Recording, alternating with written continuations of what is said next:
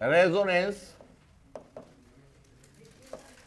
Circuit, resonance circuit, और ये most important है, इसी पे क्वेश्चन आता है अधिकतर। लिखिएगा a circuit, an electric circuit which consists with R, L and C connected in series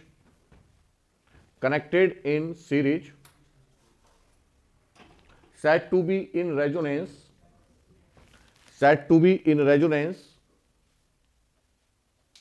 when it satisfy following conditions,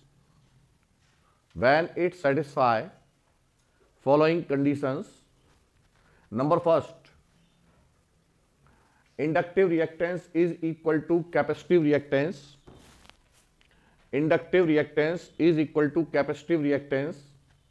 bracket में कीजिएगा XL is equal to XC, XL number first क्या बेटे, XL is equal to XC, number second, the current is maximum,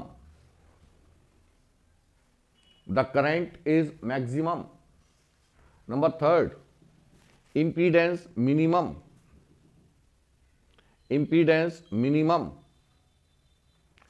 and number fourth, power factor is unity। तो ये हमारे पास में identification है किसके, रेजोनेंस सर्किट के। यदि कोई भी सर्किट रेजोनेंस में है और आपको ये पता करना है कि ये रेजोनेंट सर्किट है या नहीं, तो आपको ये चार कंडीशन में से कोई एक कंडीशन जरूर दी गई होगी, ठीक है। यदि कोई भी एक कंडीशन गिवन है तो इसका मतलब वो सर्किट किस में है, रेजोनेंस में, ठीक है। तो या तो पावर को लिखिएगा, पावर फैक्टर इज यूनिटी, क्या नाम है अर्णव, ये गेट बंद कर दो बाहर का, आज अफरा तफरी हो रही है बाहर, थोड़ा होगी अभी थोड़ी देर में। हाँ, पावर फैक्टर क्या हमारा यूनिटी है, और power factor is unity, current is maximum, impedance minimum, और XL is equal to XC। Number next point लिखिएगा, the frequency which obtained under the condition of resonance, known as resonant frequency,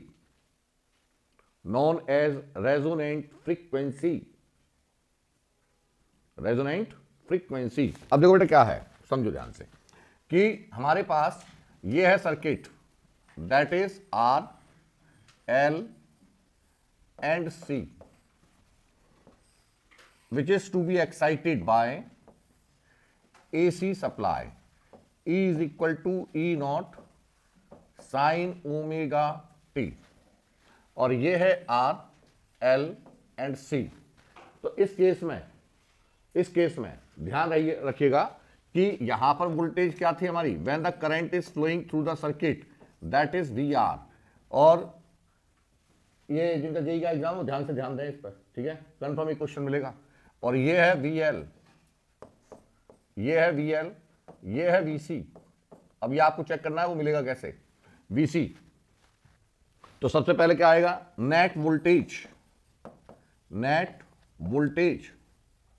तो that is V is equal to square root of VR square plus VL minus VC whole square, this is the first value, ठीक है। ये क्या है हमारे पास में, voltage, ठीक है, नेट वोल्टेज। अब नेट वोल्टेज के साथ हम करंट नेट वोल्टेज के बाद हम लिखते हैं इंपीडेंस, तो impedance is equal to R square और plus XL minus XC whole square. Next, phase angle tan inverse XL minus XC upon R, ठीक है। तो ये चीजें तो हमको क्लियर है, कोई दिक्कत ही नहीं है।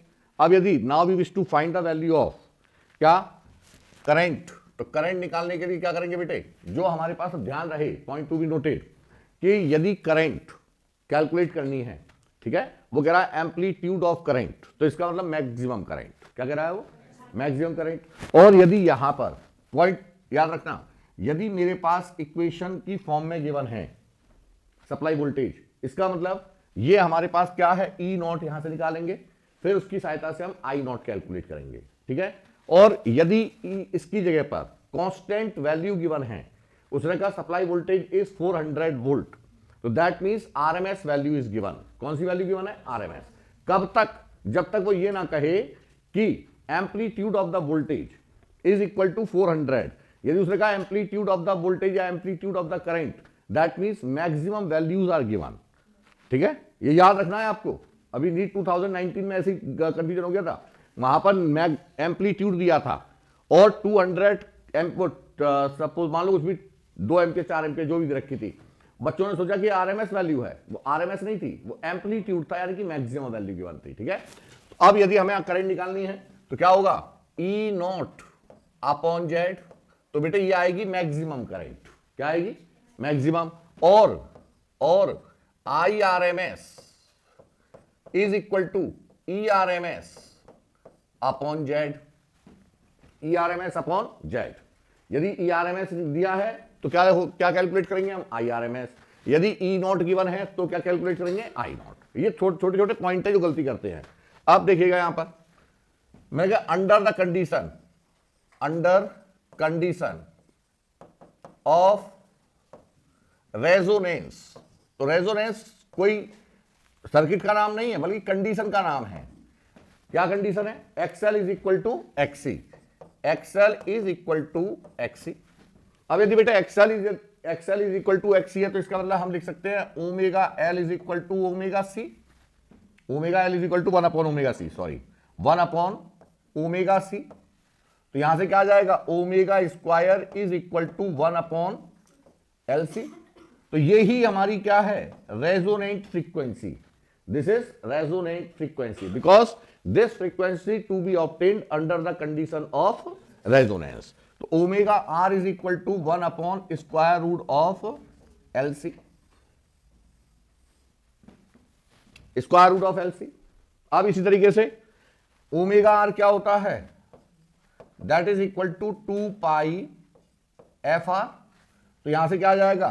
फ्रीक्वेंसी। ये तो बेटे आई हमारी रेडियन पर सेकेंड, और F R is equal to 1 upon 2 pi square root of L C, that is in hertz. XL की वैल्यू किसके बराबर है? एक्सी के।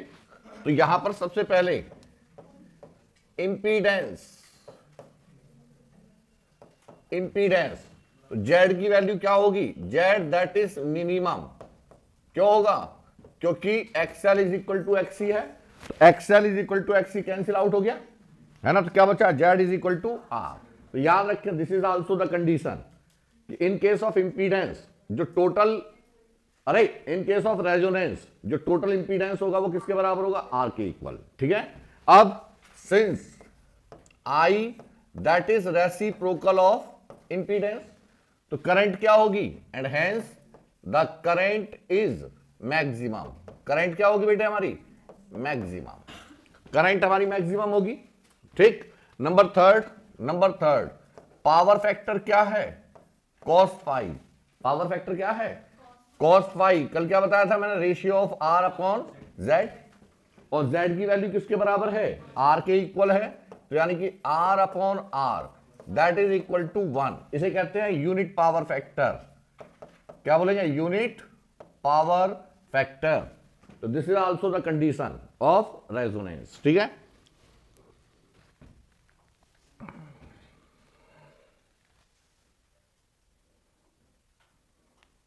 तो ये चीजें आपको याद रखनी थी और ये चीजें आप याद रखेंगे, है ना। अब यहां पर वेरिएशन लिखेगा, variation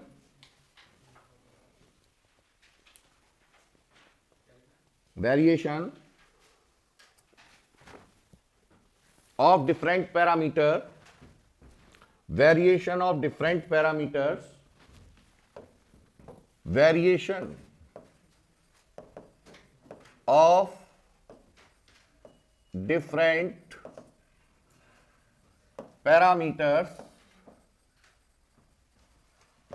parameters versus frequency versus frequency, ठीक है। कब? अब समझो यहां पर ध्यान से। तो variation of different parameters versus frequency. तो बेटा पहला पैरामीटर क्या है? First parameter Z versus F in resonance, तो Z की वैल्यू किसके इक्वल है रेजोनेंस में? तो since in resonance Z is equal to R and R is independent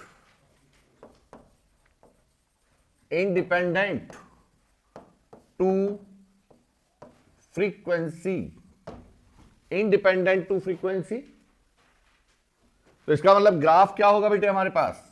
variation, ये हमने लिखा Z is equal to R versus frequency, और फ्रीक्वेंसी के वर्सेस फ्रीक्वेंसी के ऊपर डिपेंड ही नहीं है, तो Z विल रिमेन्स कांस्टेंट, तो Z का ग्राफ क्या होगा? This is the graph, Z is equal to constant, और वो किसकी बराबर होगी वैल्यू? R के इक्वल। किसके इक्वल होगी? R के इक्वल, ठीक है। Second parameter XL versus F, तो XL क्या होता है? Omega L,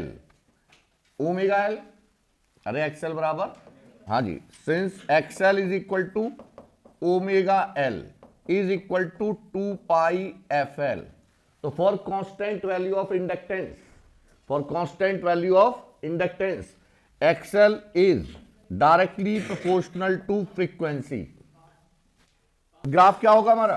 that is straight line, तो ये हो जाएगा XL versus F and the graph is straight line,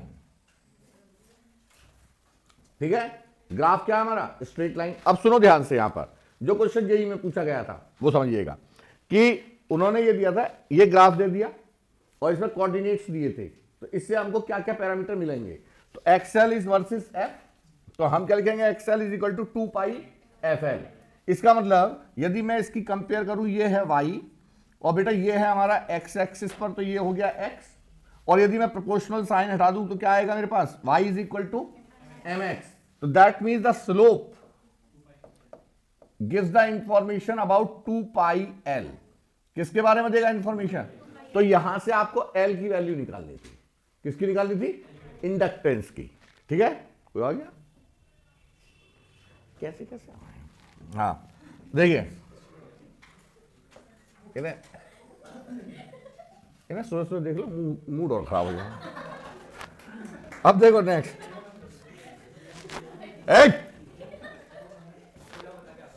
XC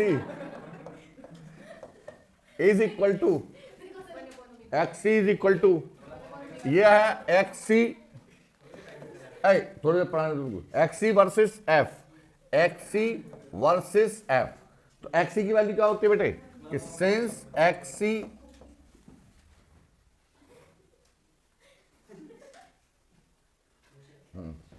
XC is equal to 1/2 pi FC, तो that means XC is inversely proportional to F। तो ये क्या है हमारा? Rectangular hyperbola, rectangular hyperbola.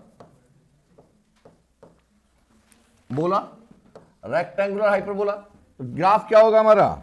Rectangular hyperbola, ये आ गया हमारे पास graph, this is the graph. इसके ऊपर भी क्वेश्चन आया है, तो XC वर्सेस F, क्वेश्चन कराएंगे इसका, ठीक है। XC वर्सेस F के ऊपर भी क्वेश्चन आया है। अब सुनो, XL नेक्स्ट वन है, fourth one, XL minus XC versus F, XL minus XC। अब समझो जरा ध्यान से, ये क्या है? हमारे कॉम्बिनेशन आ गया। पहले तो सिंगल वैल्यू थी XL versus F, XC versus F, अब दो वैल्यू एक साथ मिलकर आ रही हैं, तो ग्राफ कैसे ड्रॉ करते हैं? सुनो, XL minus XC versus F, तो बेटा सबसे पहले हम ड्रॉ करेंगे इसकी एक्सिस, दोनों में क्या कॉमन है? Frequency is remains common. तो अब यहां पर बोलो, यदि हम लिखे हैं कि यह है XL और ये है एक्सी, ठीक। और एक्सी कैसा है? Minus of XC. एक्सी क्या है? Minus of XC. तो एक्सएल वर्सेस एफ का ग्राफ क्या था बच्चों? एक्सएल वर्सेस एफ का ग्राफ था हमारा ये, that is the straight line XL versus F, straight line. और एक्सी वर्सेस एफ का ग्राफ था rectangular hyperbola. XL XC versus F का ग्राफ क्या था? तो माइनस एक्सी वर्सेस एफ का ग्राफ क्या होगा? रिवर्स। क्या होगी? मिरर इमेज बन जाएगी, यानी कि ये आ गया ये graph minus of XC versus F. अब ये दोनों को कंबाइन करना है, तो इसका मतलब क्या है कि ये जो ग्राफ है इसको उठाइए और इसको यहां पर ये कोइंसाइड कर गया, ये कोइंसाइड कर गया, ये क्या हो गया हमारा? कोइंसाइड। इसका मतलब this is the point of intersect, this is the point of intersect. तो ये देखिए जरा, समझिएगा ध्यान से कि बेटा यहां से यहां तक तो ये ग्राफ करेगा minus XC versus F, minus XC versus F, और after that it follow XL versus F, XL versus F. तो ये ग्राफ होगा किसका? Overall, that is the graph of XL minus XC versus F, XL minus XC versus F. ठीक है, ध्यान रहे, यहां से यहां तक, इनफाइनाइट से लेकर अप टू फाइनाइट वैल्यू, जहां पर ये दोनों ग्राफ एक दूसरे को क्या कर रहे हैं? कोइंसाइड, वहां तक ये किसको फॉलो करेगा? Rectangular hyperbola, and then after straight line. तो ये ग्राफ आ गया, ठीक है। अब जो हमारे पास में मोस्ट इंपॉर्टेंट इंफॉर्मेशन याद रखनी है, जो हम देने जा रहे हैं आपको, उसको नोट कीजिएगा। तो इन सभी केसेस पर कहीं ना कहीं क्वेश्चन पूछे गए हैं, ठीक है। और यूजुअली 12th के अंदर आप लोगों को यह चीज नहीं सिखाई जाती है, ठीक। अब देखिए, लिखेगा resonance curve, resonance curve, resonance curve. लिखें the graph draw between, the graph draw between current and frequency, अजीब कर रही, current versus frequency, current versus frequency, known as resonance curve और response curve. Resonance curve, resonance curve, resonance curve oblique response curve, ठीक है। तो ये याद रखना है, किसके बीच में ग्राफ होगा ये? That is current versus frequency, current versus frequency. और मैक्सिमम क्वेश्चन यहीं से पूछा जाता है, मैक्सिमम, ठीक। तो आप समझो, तो जो हमारे पास सीरीज आरएलसी सर्किट है, जो हमने ये सीरीज आरएलसी सर्किट लिया है, ये सीरीज आरएलसी सर्किट है, तो इसमें एक कंडीशन ही तो क्रिएट हुई है कि भाई हमने क्या चेक किया कि एक्सएल की वैल्यू एक्सी के बराबर हो गई। लेकिन ऐसा नहीं है कि हमने इंडक्टर को या कैपेसिटर को निकाल के बाहर फेंक दिया, तब तो वो प्योर रजिस्टिव सर्किट हो जाता।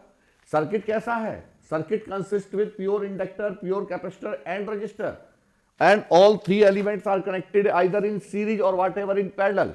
किसी में भी कनेक्ट हो सकते हैं, दोनों की फ्रीक्वेंसी बताएंगे आपको, क्योंकि एम्स में पूछा गया था फ्रीक्वेंसी पैरेलल के लिए, वो भी बताएंगे। अभी पहले सीरीज बता रहे हैं। तो ये है हमारे पास, तो एक कंडीशन क्रिएट हुई जिसमें एक्सएल की वैल्यू एग्जैक्टली किसके इक्वल हो गई? एक्सी के। उसी सर्किट को मैंने नाम क्या दिया? रेजोनेंट सर्किट, और कंडीशन को नाम दिया रेजोनेंस, ठीक। लेकिन एग्जैक्टली मैंने सर्किट में से इन एलिमेंट को बाहर नहीं निकाला। तो इसका मतलब दोनों एलिमेंट मौजूद है, और दोनों एलिमेंट की अपनी अपनी एक प्रायोरिटी है, अपनी अपनी एक कैरेक्टरिस्टिक्स है कि जो इंडक्टर है which always have lagging power factor. Inductor में करंट क्या होती है? लैग करती है वोल्टेज, और कैपेसिटर में करंट लीड करती है। कल बताया था मैंने, याद रखना है एक एक पॉइंट। इंडक्टर में करंट इज लैगिंग और कैपेसिटर में current is leading in nature. तो दोनों कैरेक्टरिस्टिक्स साइमल्टेनियसली वर्किंग में रहेंगे। तो because of leading power factor and lagging power factor the graph is symmetrical. कैसा होगा? सिमिट्रिकल क्यों होगा? क्योंकि एक्सएल की वैल्यू एक्ससी के बराबर है। तो हमने जब ग्राफ ड्रॉ किया फॉर डिफरेंट स्पेसिफिकेशंस, मतलब डिफरेंट वैल्यूज के लिए,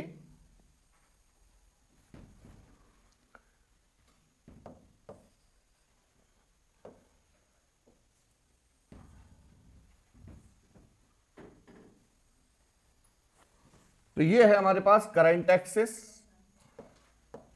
और ये है फ्रीक्वेंसी एक्सिस, ठीक है। और because the curve is symmetrical about the current axis because of leading and lagging power factor, तो हमने क्या ऑब्जर्व किया कि जो ग्राफ है हमारा वो कुछ इस टाइप से आएगा।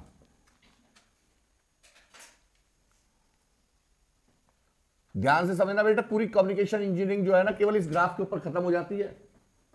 पूरी कम्युनिकेशन इंजीनियरिंग इस ग्राफ के ऊपर खत्म हो जाती है। मजे की बात यह, ग्राफ समझ में नहीं आता क्या है ये जो मैं बताने जा रहा हूं आपको।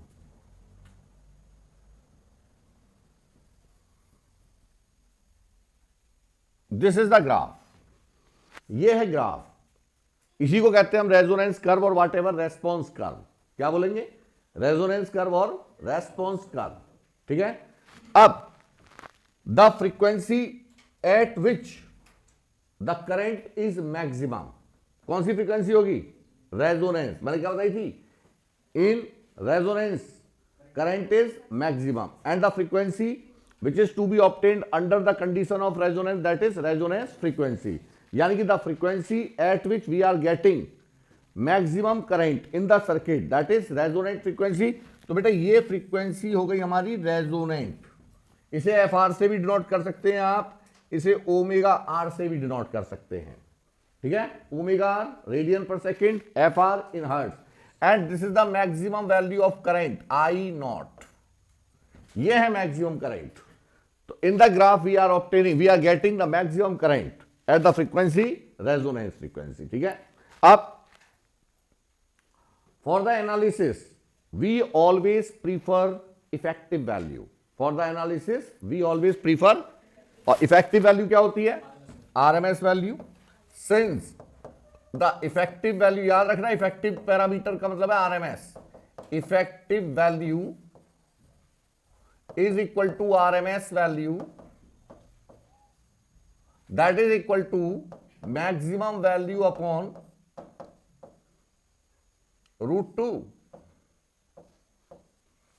या इसे लिख सकते हैं हम 0.70 times of 0.707 times of max value. Max value तो बताइए as respective to maximum value 0.707 जो है वो कितनी है? कम है कि ज्यादा है? कम है। तो इसका मतलब ये आएगी वैल्यू हमारे पास। मैंने कहा ये हो गई हमारी इफेक्टिव वैल्यू, और यहां से चूंकि ग्राफ दोनों तरफ सिमेट्रिकल है तो हम दोनों तरफ मिलेगी हमें वैल्यू। तो this is 0.707 of max value, of max value. तो ये जो दोनों साइड हमको ये पॉइंट मिल रहे हैं at which we are getting the effective value, तो the frequency at which we are getting RMS value on both side उसे कहते हैं हम लो हाफ पावर फ्रीक्वेंसी और हाफ मतलब upper half power frequency and lower half power frequency. तो यहां पर मैंने नाम दिया इसका, ये पर्टिकुलर इस फ्रीक्वेंसी को मैंने नाम दिया F1 और इस फ्रीक्वेंसी को हमने नाम दिया F2।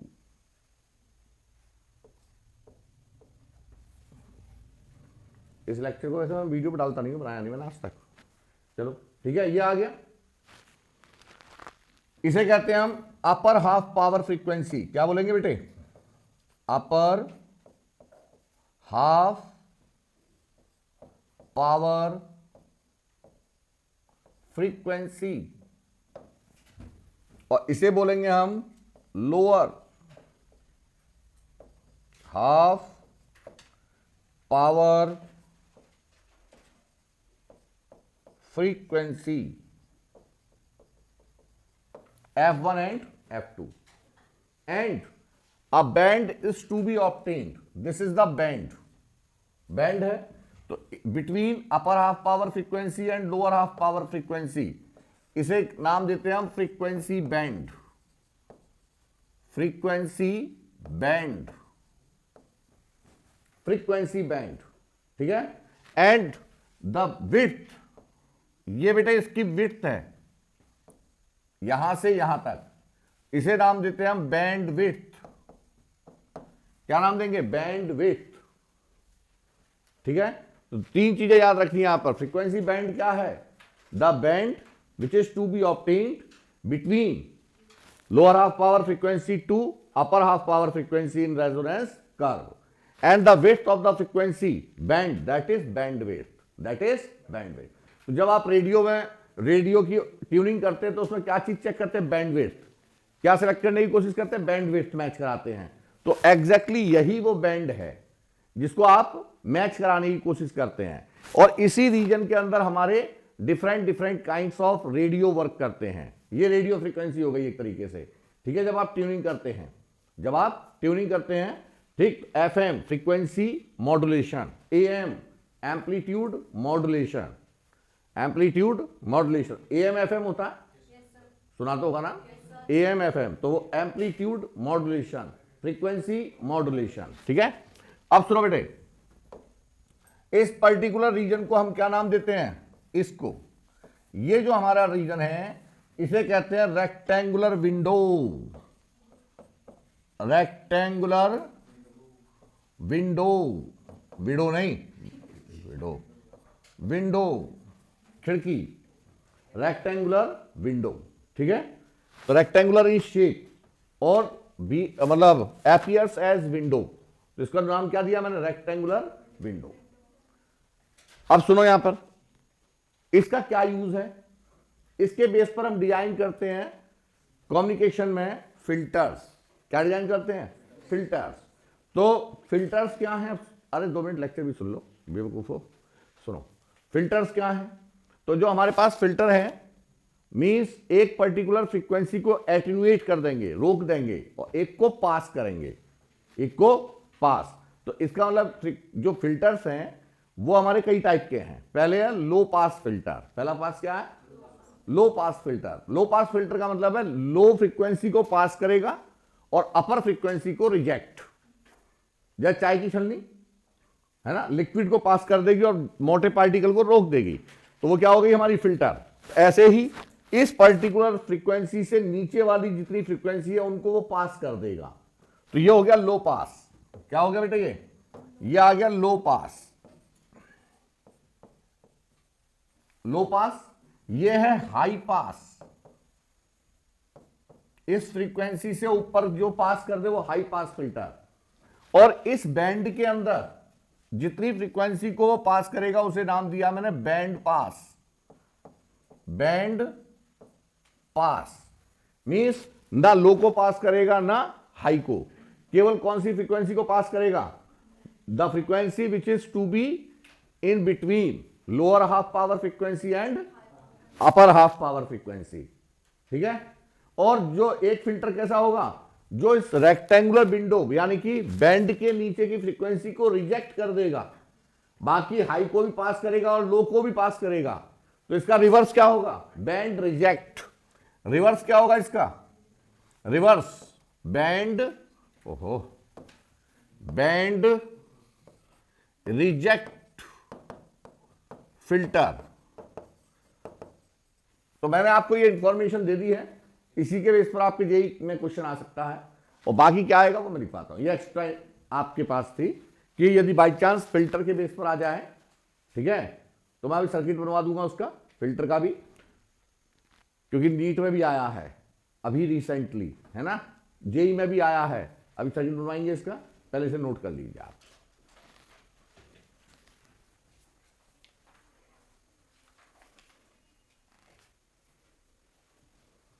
आज वो नहीं आया चमत्कार, क्या नाम है इसका? सूर्यांश। बुरा मान गया? काहेगा? मेरी बात का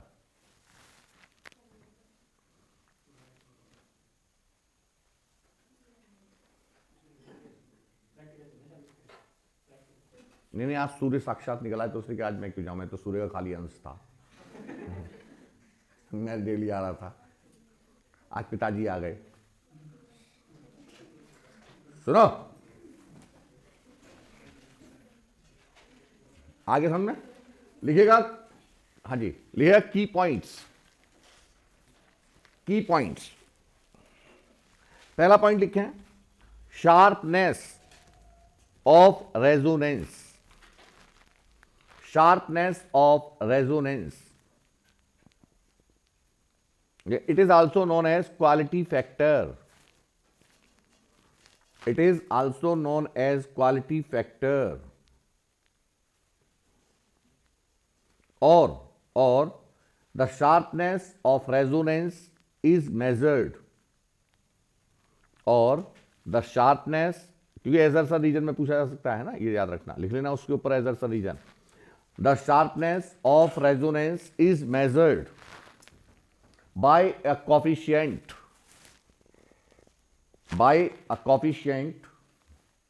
called quality factor of the circuit, तो ब्रैकेट में कर लीजिएगा, quality factor is directly proportional to sharpness of curve. Quality factor is directly proportional to sharpness of resonance curve, which is defined as ratio of resonant frequency to bandwidth, अब बेटे समझो ध्यान से। हाँ जी, क्वालिटी फैक्टर,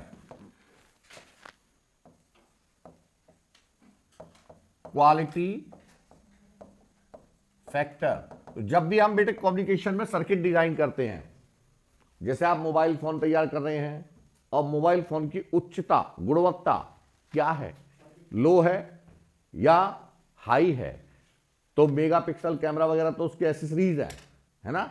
मेन चीज क्या, वो कितनी फ्रीक्वेंसी की रेंज को पकड़ पा रहा है, ठीक, और कितनी दूर तक पकड़ पा रहा है, तो वो क्या हो गई उसकी क्वालिटी, है ना। तो वो किसके ऊपर डिपेंड करती है, रेजोनेंस के ऊपर, उसकी बैंडविड्थ के ऊपर। अब देखो क्वालिटी फैक्टर, मैंने क्या कहा कि quality factor is defined as ratio of omega R upon delta omega. Bandwidth यानी कि दोनों फ्रीक्वेंसी के बीच का डिफरेंस, तो या तो हम इसे लिखेंगे डेल्टा ओमेगा, या हम लिखेंगे इसे और डेल्टा ओमेगा और डेल्टा एफ। तो क्या आ जाएगी हमारे पास, रेजोनेंट फ्रीक्वेंसी 2, तो Q इज इक्वल टू, और क्या लिख सकते हैं, is equal to F R upon delta F. अब इसमें कुछ पॉइंट लिखते जाइएगा, हाँ, जो उसके अकॉर्डिंग है, एनसीईआरटी के अकॉर्डिंग जो दिया है वो ध्यान रखिएगा। यहां पर ये आता है 2 डेल्टा ओमेगा, ये एनसीईआरटी में दिया, मैंने तो कभी पढ़ाया नहीं, खैर, है ना, मैंने तो हमेशा यही पढ़ाया है, लेकिन चूंकि एनसीईआरटी में गिवन है तो बेटे आपको इसी के अकॉर्डिंग लिखना है, omega R upon 2 delta omega, ठीक। अब बाय द एनालिसिस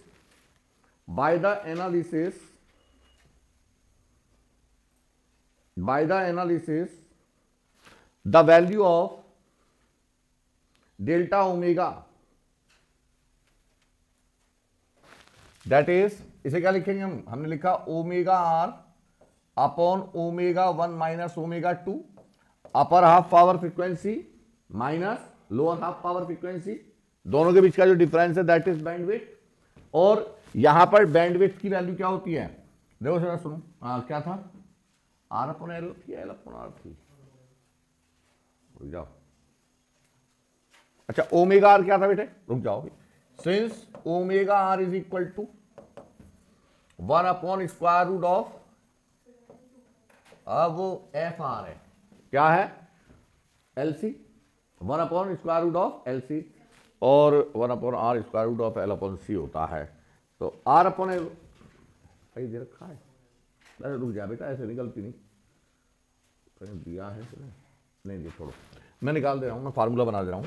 क्या है, मुझे फार्मूला याद है, Q is equal to one upon R square root of L upon C. ये होता है quality factor in terms of one upon R square root of L upon C. This is quality factor in terms of R L and C. ये formula याद रखना है बेटे, formula in terms of parameter, in terms of parameters, ठीक है। और तो क्या आएगा जरा बताना, डेल्टा ओमेगा की वैल्यू, डेल्टा ओमेगा आ जाएगा मेरा L upon R, R upon L, R upon L आएगा, है ना। Delta omega is equal to omega 1 minus omega 2 is equal to R upon L. हाँ ठीक है, बिल्कुल सही है, आर अपॉन एल। मैं कैलकुलेट करोगे तो वही आएगा, ठीक है। तो ये फार्मूला ये आपको याद रखना है। हाँ एमटेक पढ़ाया मैंने, तुमको ऐसे मान रहे हो, ऐसे कॉलर खड़े हुए हमारे, एक्सपीरियंस के हैं, एटीट्यूड है। सुनो, नहीं कुछ कह रहे थे, कुछ कहते भी हैं यार, उस आदमी के अंदर बड़ा एटीट्यूड भरा हुआ है। मैंने क्या ऐसे थोड़ी ना आया है, नहीं कुछ होते हैं जिनसे जैसे मैं कुछ बच्चों का पूछने आते हैं, आंखों में लटक रही है ढीठ, अरे वो कीचड़ सा, और बालों में लग रहे हैं मक्खियाँ, और कह सर नीट की इसी तैयारी में बात। मैं जब तू अपनी साफ सुंदरता ही नहीं रख सकता तो ससुर मरीज का जिसका ऑपरेशन करेगा उसमें इन्फेक्शन और फैला देगा, तो तुझे बनना नहीं चाहिए doctor. 3 students X Y Z perform an experiment, perform an experiment for study the variation of alternating current, for variation of alternating current with angular frequency in series, with angular frequency in series, LCR circuit, and obtain the graph as in figure. And they all used AC source of the same RMS value, AC source of same RMS value, and inductance of same value, and inductance of same value. Conclude about number first capacitance value, number second resistance, number second resistance used by them, and also identify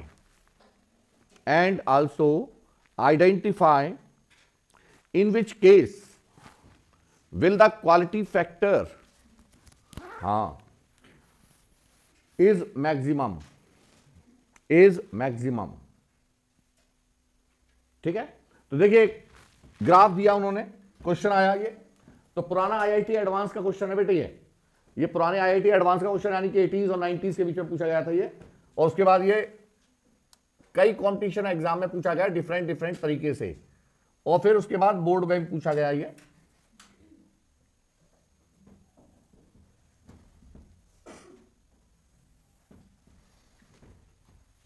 क्या कहा उन्होंने कि 3 student हैं और 3 student ने अपना perform किया experiment, और जो एक्सपेरिमेंट परफॉर्म किया उन्होंने ग्राफ ड्रॉ किया।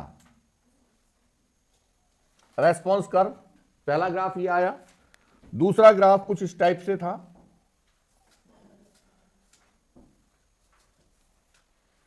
और तीसरा ग्राफ कुछ इस टाइप से था।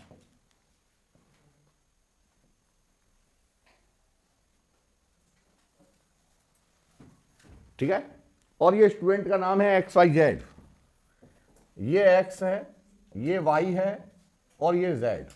किसके बीच में है बेटे? Current versus frequency, angular frequency, current versus angular frequency. तो उन्होंने ये पूछा कि कंडीशन क्या दी है कंडीशन जो गिवन है, गिवन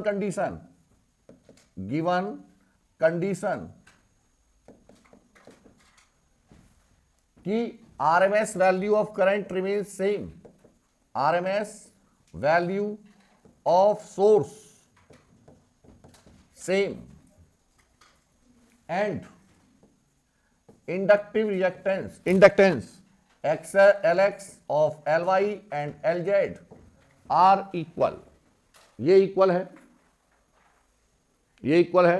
अब हमें फाइंड करना है, तो पहले इसने पूछा है कि कैलकुलेट मतलब कैपेसिटेंस वैल्यू क्या, किसकी वैल्यू ज्यादा होगी, कैपेसिटेंस ज्यादा होगा। तो पहले समझो ध्यान से कि क्वालिटी फैक्टर का फॉर्मूला क्या है। क्वालिटी फैक्टर है Q is equal to 1/R square root of L/C। L तीनों के लिए कैसा है, सेम। और क्वालिटी फैक्टर, अब समझना ध्यान से, यहां पर हमारे पास रेजिस्टेंस है, तो करंट यदि मैक्सिमम है तो बेटे यहां पर बताओ, ये इसकी IX है, I0X, ये है I0Y, और ये है I0Z। तो रेजिस्टेंस किसका ज्यादा होगा, करंट किसकी ज्यादा है। तो हम कहेंगे since IX is greater than IY is greater than IZ and hence बोलो I current is inversely proportional to resistance and hence RX is RY RZ। समझ में आगे नहीं आया। अब Q is inversely proportional to R, देखो Q is inversely proportional to, इसका मतलब क्वालिटी फैक्टर किसका ज्यादा है, X का। तो हम क्या लिखेंगे कि QX is greater than QY is greater than QZ, और जिसका क्वालिटी फैक्टर ज्यादा होगा उसकी शार्पनेस क्या होगी,